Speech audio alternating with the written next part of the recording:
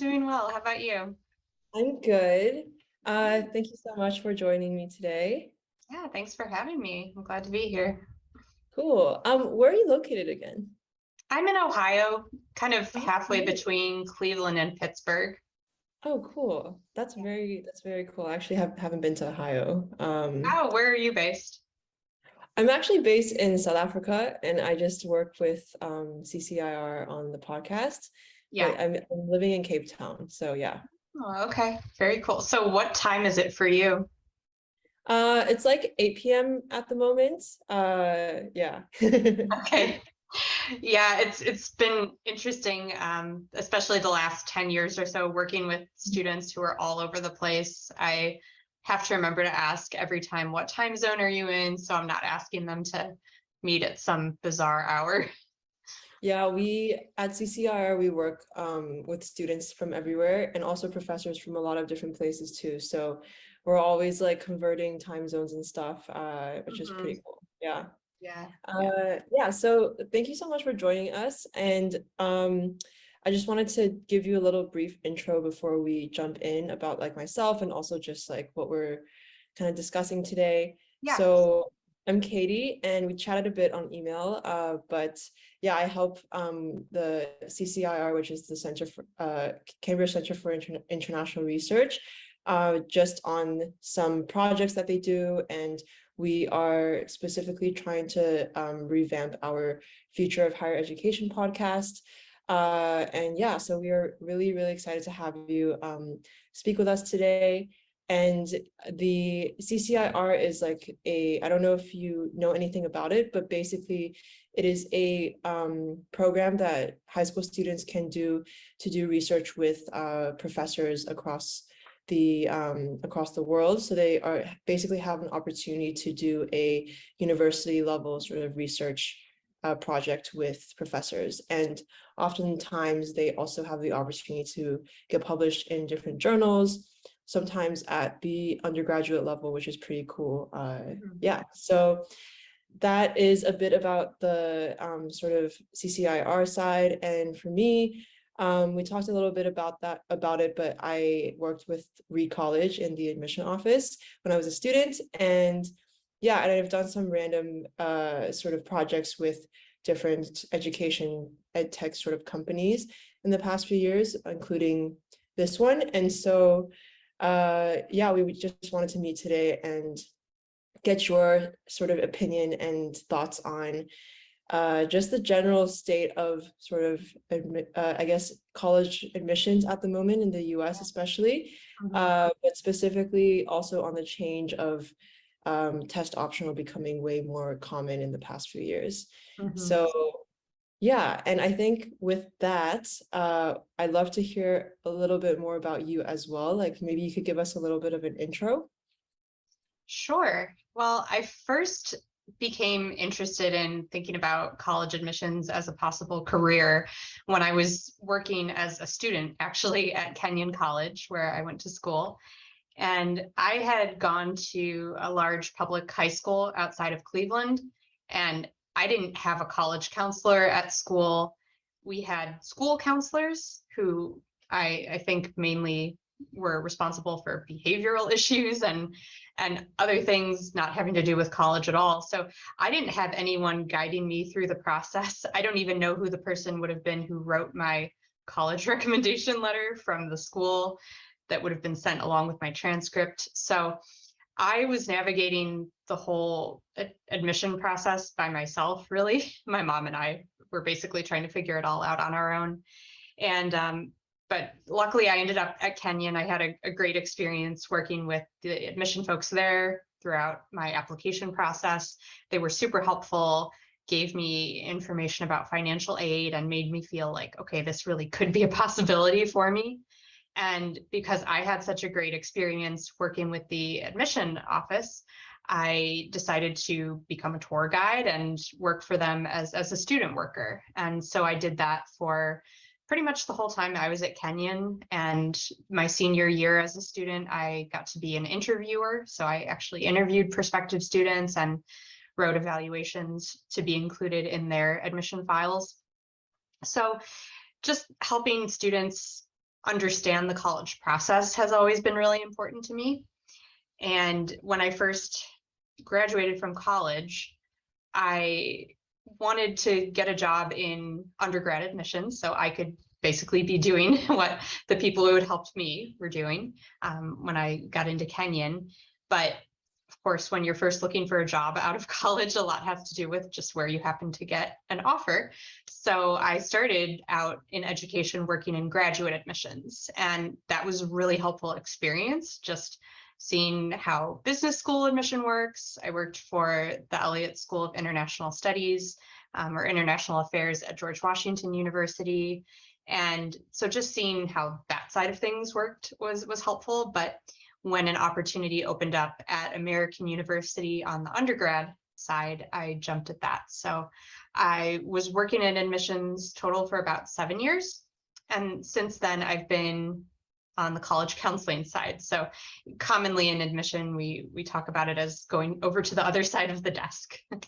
And that has been a really cool experience, enabling me to get to know students a little bit better, have more drawn out relationships with them and their families, because as an admission reader and admission officer, I get to maybe meet a student at a college fair or at a high school visit and perhaps talk with them a little bit by email throughout the admission cycle, but I don't get to have really a sustained relationship with that student or get to know them beyond typically what I'm seeing in their application. So I did really want to have more of that relationship possibility in my career.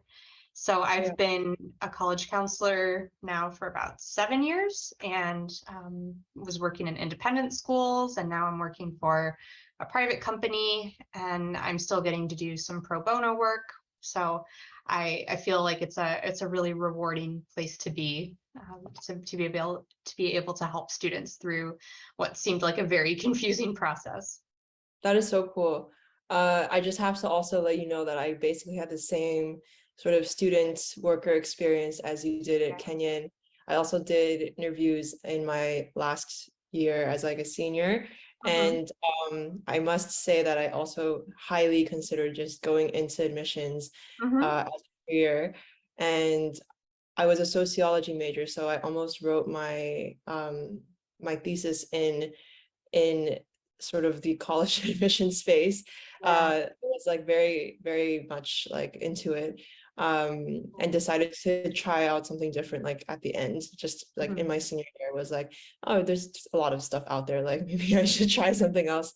But but that's really cool. You have such a, seems like a very wide sort of experience, and then also experience on both sides of the desk, as you're saying. And yeah, so I guess going into like the first sort of main question that I have is, out of all of the experience that you've had, what is your opinion on standardized testing in general? Yeah, I feel like pretty strong opinions myself about standardized testing, mostly because of my own background and my own story, having gone to a large public school that was consistently rated in the academic emergency category by the newspapers in the area. We were underfunded, under-resourced. I mean, I had fantastic teachers who did the best that they could with what they had. But I became well aware when I got to college that the experience I had as a high schooler was very different than the experience that a lot of my peers at Kenyon had had. And I mean, of course, there's students at Kenyon who were from all different backgrounds, including many, I'm sure, who were from big public schools like mine. And of course, public doesn't always equate to underfunded either. There's just such a wide variety out there. But I did meet quite a few students in my classes who'd gone to independent schools, and many whose families were of means. And in having conversations with my peers, I learned that a lot of them had standardized test prep before they applied to college. So they had the opportunity to take lots of practice tests and get individualized tutoring for the SAT and or the ACT. And I hadn't had anything like that. I remember taking a PSAT in high school. There's usually a PSAT offered by the school on a certain day. But beyond that, there was no practice. There was no talk of hiring test prep tutors or just knowing about all the different test prep companies out there. I didn't even know that was a thing, really. Yeah. And so when I got my test scores, I remember being pretty discouraged because the test scores I got, I took both the SAT and the ACT, they were well below what I had researched that were Kenyon's averages, for example. And Kenyon was where I really wanted to go. And I thought, well, I'll be lucky if I get in.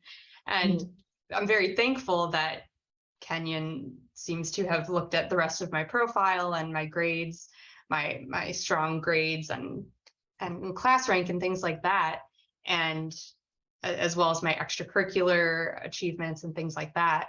And they decided that those things were more important than my testing. But at that time, I mean, this was 2004 when I was applying to college, and now I can't believe it was used that long ago. But test optional was not really talked about then. Yeah. And Kenyon was not test optional. And I didn't really hear of any colleges in my search process that were test optional. So I realized after matriculating at Kenyon that a lot of students had had a very different experience with test prep. And since I have been working in admissions, I've just learned so much more about the history of standardized testing. I took a sociology of higher ed class as part of my master's program in higher ed administration. And I read some fascinating books about just basically how these tests have been used over the years to not so much bring people in, but keep people out. And it's become a little bit dispiriting at times to talk with students who are just fantastic in all these other regards, and then they take one of these tests and the testing just does not match the achievements we're seeing in the other parts of their application. And if I've been working for a school where testing has been really a critical factor, that testing could be the thing that brings down that student's application. So I think as we've gotten into a more and more competitive college admission landscape, it's become even more crucial to have a high test score, depending on whatever the averages are that colleges the students are looking at.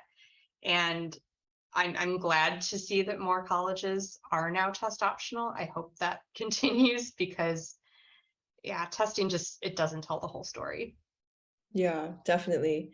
And I guess what's really interesting is that you also worked at Kenyon as an admission officer for a while. So you obviously had your experience going into Kenyon where your standardized test scores were below average, but then your other things were higher, and then they saw the whole picture, right? And I also assume it's because it's the liberal arts school sort of more holistic approach. I'm just assuming that Kenyon probably had a similar thing. But on the other side, like as an admission officer at Kenyon, what were the conversations like around standardized testing, and like how was that looked at? Because I know when people would ask questions to the student workers at Reed about standardized testing, the answer would always be, we look at every application holistically, and that is how we analyze everyone. But then when it came down to it, obviously there were two students who were very similar, like, if it could be a factor, a very big one. So so what was the conversation like sort of in the admission office at Kenyon around the testing? Yeah, well, I didn't have a full-time job in the Kenyon admission office. Just want to clarify there. I was working there as a student. So my undergraduate admissions experience full-time after college was at American University in DC. So I didn't get a huge look at what was going on behind the scenes at Kenyon in terms of admission files, but at least at American University, at the time I was working there, we were still in a pilot phase for the test optional program. So Interesting. I think it was Yeah. just before I came on board as an assistant director of undergrad admission. I think it was just before my time coming in that they'd started this test optional program, and it seemed like something that other colleges, other peer colleges were starting to be offering test optional. And so American said, all right, let's try this out. And so at that time, it was pretty much like if you didn't submit testing, we were just looking at everything else in your file without testing. So it was just one fewer thing that we had to look at. And I think that is true probably of most other test optional universities or colleges of what that experience is. So there was no difference in the application file itself. There was just the lack of testing. So it made everything else in the file a little bit more important because we didn't have that other factor of testing to consider.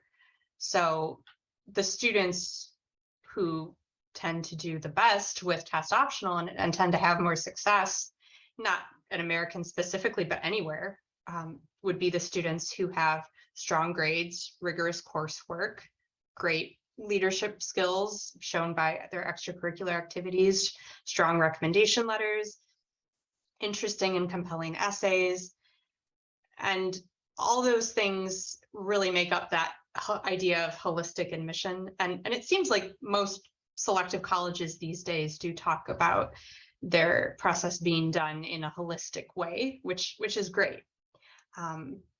So at my level as an admission officer, there was never a threshold score where it was like, okay, if a student's under this, they're just denied now. Our admission files were always read by multiple readers, and I think that's really important because a different set of eyes brings a different set of experiences and a different background to things, and might see things or have different biases than the first reader. And Definitely. also at my level, and I'm sure this is very similar for many people at the assistant director level in admissions, you are usually the first reader or the second reader of an application, but you are rarely the person making that final decision of what is happening with that application. So I might recommend an admission decision based on the data I have in the file, test optional or not. But at the end of the admission cycle, before decisions are released, there's all kinds of discussion going on behind the scenes and at the higher level, the director, the deans, and so forth, about what do we need to meet our institutional priorities? What do we need to do to make the class this year? Do we need a tuba player for the orchestra? Do we need more people for a newer major that we're trying to create more interest in? So there's all kinds of things that can impact admission decisions that are not at the student level, that the student has no idea about and has no control over. Definitely. I remember realizing that when I also was in admissions, and I was shocked because then you really realize that schools are like businesses and they have priorities that are completely out of the student's control. Right. Yeah, and I guess like on the other side as a college counselor or like as a counselor, what is the sort of advice that you usually give students in terms of this sort of topic on test optional? I guess outside of the fact that it's like if you have a good score or bad score, like, there's obviously so many different types of students, often some who are from underrepresented backgrounds or different types of like socioeconomic backgrounds as well. And I mean, admissions is I feel like at its core, it's like those things matter a lot, like in the end. And they read your application sometimes like very much based on that, and sometimes in good ways and bad way, and also bad ways. Right. So yeah, I guess like in terms of the different types of students you have, like usually how do you advise them around that? Around test optional. Yeah. Mhm. Well, whether to apply test optional or not to a college is always a decision that's made with each student for me as looking at their individual schools on the college list. So it's not, okay, Mary, you should apply test optional, period, to all 12 of your schools. But it's, okay, Mary, let's look at each college on your list and look at their overall academic profile, their averages for admitted students in the past, looking at school specific data. So if we're able to get some contextual information from the student's high school about how students from that school have fared with that college in the past. What have those students' averages been? Did most of those students submit testing or not? There's all kinds of factors that really need to be taken into account as we advise on whether to apply test optional or not. So let's say a student has a 1400, that 1400 might look much more competitive at one school, at one college versus another college. At another college, it might be a score that would barely scrape the bottom of the bucket. But at another college, it might actually make you qualified for a scholarship at that institution. So as I counsel students, I'm thinking about all those different factors for should they apply test optional to that school. Yeah, that makes a lot of sense. And I guess because the shift obviously is in more of like the extracurricular and academic space, by sort of having test optional be more common amongst different colleges and universities. What do you feel like should be the emphasis for students when they're trying to figure out a way to stand out in those fields? Because I just remember when I was in high school, there were like very specific, societies or clubs or whatever that people all wanted to be in, but probably in the reality of things, even if you needed to work like a job and that was just like what you had to do and that was on your application, and it shows a lot as well, so I feel like when you're in high school and you're a student, some types of extracurriculars or experiences seem to be more valued than others. They probably actually aren't, Yeah. So I guess like, and when you're in high school, you are quite young and these things are so confusing. Right. So Yeah. what is the kind of advice that you usually give students around that? Well, first, I would say there's no magic formula for having these certain activities or clubs or Mhm, positions, no mhm, certain formula that's going to get you into colleges. I think a lot of students think that, oh, if I have even a perfect SAT score, I'm a shoe-in for admission to all kinds of colleges and the top ones out there. But I actually heard a statistic, something like 60% of applicants to MIT who had perfect SAT scores were denied. And I just found that wow. fascinating because it really shows. Yeah. You might think as the student, wow, I got a perfect SAT score. There's nobody Mhm, else like me out there, but there are actually quite a few students who get a perfect SAT score. yeah. So the importance of the test score, I think, has decreased in some Mhm, ways because it doesn't help you stand out anymore. It's not something that you have having a 1580 on the SAT that mhm, nobody else has, because lots of other accomplished students also have a 1580. So the SAT score is not what's going to help you stand out, but yeah. it will be things like the extracurricular experiences. And it's about quality, not quantity. So Mm, there are 10 spaces on the Common application for students to list activities they've done in high school. But if a student has been on the soccer team all 4 years and mhm, soccer is kind of their life, and that's what they do with almost all of their time outside of school, and even in the off season, they're spending all their time practicing or maybe being a volunteer soccer coach, things like that. It's going to mhm, make sense to the admission officer that most of the activities, and maybe it's only a few activities, that they're very much soccer focused and soccer related. Because there is a space for each activity where the student is to write how many hours a week, how many weeks per year have they done each activity. And it's also important to know, for the students out there, that the admission officers are looking at the context you're coming from. So let's say your school doesn't offer AP courses. You're not going to be penalized for not taking AP courses at your school if your school doesn't offer them. And to that end also, let's say you came from a family who did not have the means to pay for maybe expensive summer programs or other enrichment activities.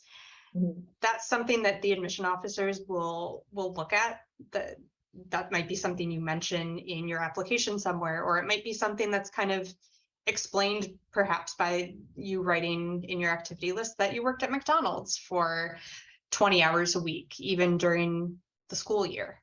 It's something that they're looking at where you're coming from. And so, yes, although there are students who have very impressive accomplishments writing research papers and going on trips internationally, being able to do research in those places, admission officers know that those kind of experiences are typically not available to families who just don't have the financial means to make those things happen. Now, of course, there are always exceptions to the situations. I was very fortunate myself to get a scholarship to attend a Kenyon summer program the summer before my senior year of high school that made it possible for me to attend that 2-week summer program. And attending that program was the reason I decided to go to Kenyon. That made me really excited about the college. But whether a student is applying test optional or not, it is really crucial to think hard about what you're putting on that activities list, making sure that you're focusing your description on why you did something and what you got out of that experience, how you impacted other people, how you contributed positively to that team or that organization. Those kinds of things are much more important than just having something on your list by itself. So it's really about, you have to back up what you're saying. You have to give that evidence for here's why it's important. Yeah, I definitely hear you. And do you feel like, so I feel like the college admission sort of space gets more competitive every year. And that is just how it is and how it's always been. And I feel like the test optional sort of change, if you want to call it that, like in this space feels like it's like a move in the direction of what you're speaking about, which is that everything is being looked at more holistically, and it's about the quality and not the quantity of your extracurriculars and things like that. Do you feel like this has always been the case, or do you think this is something that is like slowly transforming in this space? Well, it's not that there are more high schoolers out there who are applying for admission to colleges. It's that more high schoolers are applying to the same group of colleges. And it's kind of this self-fulfilling prophecy of college is more competitive this year, so I better apply to more colleges. That is the thinking. And so it just keeps getting more and more competitive. And I think that it's a good thing that there's been a bigger movement towards test optional, especially during the pandemic, with the understanding that so many students just couldn't take the tests, especially depending on where they are. I mean, I work with a lot of students who are based in China, and they just cannot take the SAT in mainland China, for example. And so I think the students who are applying to college with test scores it's going to be students who have the higher sort of test scores when they're looking at whether when they're looking at a college's averages and deciding whether to apply. So it doesn't necessarily equate to a more equitable experience or having a more diverse student body. I don't think that test optional by itself, unfortunately, is making those things happen. But I'm glad that it is at least an option for students now, more often than not. But I still, unfortunately, think that there's not enough education out there about what test optional really is and who should apply test optional. I hear from a lot of students that they think test optional means it's going to be a disadvantage to their application, that the admission officers are going to be wondering, well, why didn't they submit their test score? But there's not that kind of questioning going on. Test optional does not mean that there's a red flag put on your application. The admission officers are not going to be questioning, okay, well, did she take the test and just get a terrible score? Or maybe it was the case that you just had a bad morning the day of the test, and maybe your cat died. You know, there could be all sorts of circumstances. As some students I've talked to, they just don't want to submit testing on principle alone because they don't like the idea of these standardized tests and they don't want to be associated with them. And although I think philosophically that's a very nice stance to take, as a counselor, I still advise all my students to take the SAT or ACT because I don't want them to get closed off by any opportunity, because the policies are still changing year to year. And although many colleges that started going test optional a couple of years ago in the beginning of the pandemic, even though a lot of them have continued to stay test optional now, some of them have reverted back.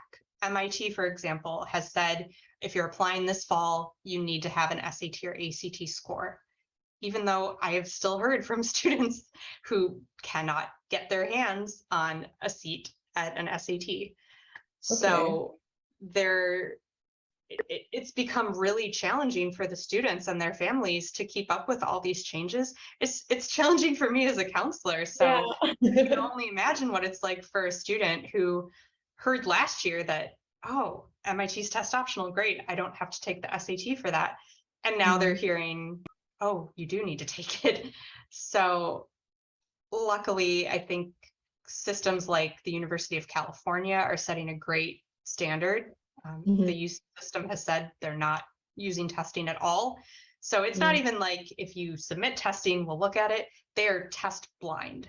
And I think personally, that's a really cool change to see, that this giant system that is so well respected as a collegiate institution is saying, we understand that testing does not tell the whole story and we're not going to consider it at all. So exceptions like that are things that give me hope. That's so interesting. I feel like so many points you just raised are just so interesting. Like in terms of the MIT situation, do you actually have any insight into why they decided to revert back?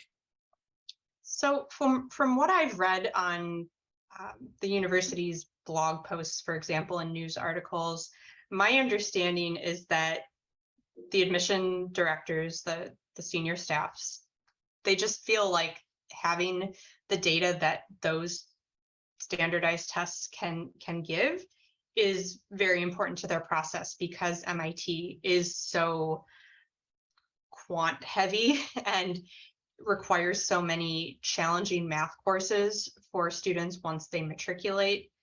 And MIT looked at the data from when things were test optional and decided that they really feel like they need these tests to make informed decisions. So it's one college's decision, but I do hope personally that there are not too many students who are being negatively impacted by that. Students who were, Yeah. like I said, in my situation, who just didn't have the test prep savvy and Yeah. resources. That is so interesting because I did read somewhere that one of the, I think it might have been Bowdoin, which is one of like the college I believe that has had test optional for the longest. Mhm. They did a study at some point to see what the GPA differences were between the test optional students and the students who did submit testing, and it was a very small difference, like an insignificant difference, Right. which really made it a great case for the test optional, yeah, just a test optional in general. Mhm. Uh, and I would be very interested to see how it goes for the UC schools, just because there are a lot of technical degrees, obviously, within those schools as well. And, if the argument here is around the fact that like standardized testing is needed just to have like sort of like a understanding of those more technical sort of skills, then it would be an interesting sort of case against the MIT's decision to revert, I guess. Mhm. Uh, yeah, and I think in general, you did touch a little bit on like what your hope is of sort of this test optional, test blind sort of space. But on a broader scale, what is your hope in general as a college counselor and just like admissions, overall, because obviously there have been such hard challenges for students in the past few years. Mhm. Arguably everything is different now, especially in this space. And so students are obviously still trying really hard to stand out. And yeah, in general, like what are your thoughts on just like what you hope to see change, and what you want the space to kind of look like? Yeah. Yeah. Well, I think in terms of testing, unfortunately, in my opinion, testing does still exist. It is still around. And Mhm. it seems like it's going to still be part of the general college admission process for the foreseeable future. Although I do think, based on the trends we've seen, that more and more colleges will continue to go test optional and stay test optional, especially because things like you were saying, that those studies that are showing these tests that are supposedly being advertised as predicting college readiness, Mm, they're not really doing that. That it's more about what GPA you've gotten in high school, about how you've done in your classes and the rigorous courses you've taken over 4 years, rather than how you've done on a random Saturday morning and the test prep you had to undergo and take time out of your day to study for. Um, and I see so many students who are spending buckets of hours and time on test prep, and that bums me out because I think about all the other cool and unique and exciting things they could be doing that would enhance their personal profile and make them a more interesting and exciting applicant. So mm, maybe it's starting a club or an organization locally, or just doing some really cool personal project. There's no magic formula out there, but admission officers can tell when students are doing something because they really want to be doing it mm, versus they think it looks good on their resume. I definitely. do think you have that sort of passion detector of, is the student really doing this because they want to? And it Mhm. comes through in how they explain it in their activity descriptions, maybe in some of their essays.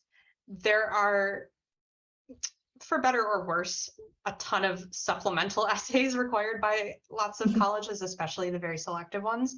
And Yeah. those supplemental essays can be a really good place to get more into your passions and the cool things that you've done, and also on why you want to attend that school and why that school is a good fit for you. So if you Mm, just were to put in a whole bunch of selective college names in the common application add them to your My Colleges list to see what their supplemental essays are this year, you would see a lot of them kind of focus on this idea of why our school, why American University, why George Washington University. I'm just using those because those are two that I worked at and they come off the top of my head. But Yeah. those are places where students can really make that case of not just saying, oh, I like this, I like this, I like that you're in DC, I want to be around politics, so I'm applying to American University, but why is me plus this university, why do those things equal a good fit? And Yeah. and those are those cases that research is what students can come up with through doing their own in-depth research on each college and taking time to get on that college's mailing list, attend information sessions, do tours, whether it's virtual or in person.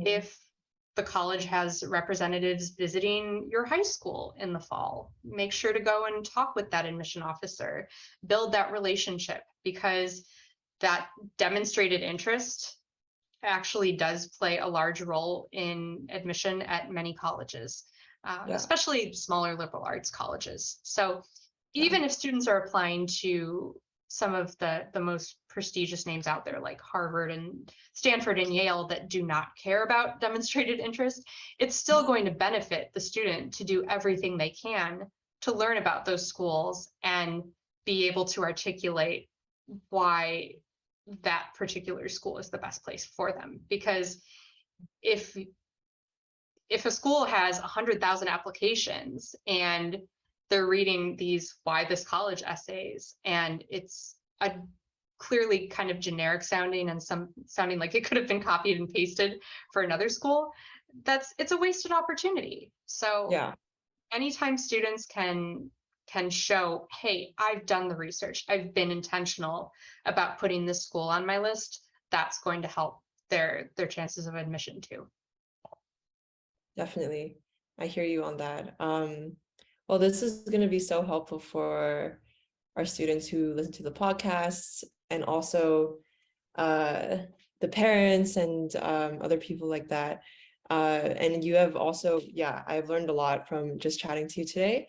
That was my last question. Is there anything else you wanted to raise before we wrap it up? No, I think we covered some really interesting questions, and Yeah. I wish all the luck in the world to the students out there. But I would say, in terms of advice, take advantage of every resource you can. If your school has a college counselor, talk to that person, make sure they know who you are, and just do everything that you can to make yourself an interesting applicant by doing those cool things, the cool things that you care about. Definitely. Yeah. And a lot of our students are very passionate about the stuff that they're studying for their research projects. So yeah, I've chatted to them and they are so into it. So I think they will definitely take that to heart. But yeah, thank you again, Emily, for your time. And I really enjoyed chatting to you, and I am sure the students will also really love listening to this. Yeah, thank you so much. All right. Thanks, Katie. Take care. Cool. Take care. Bye. Bye.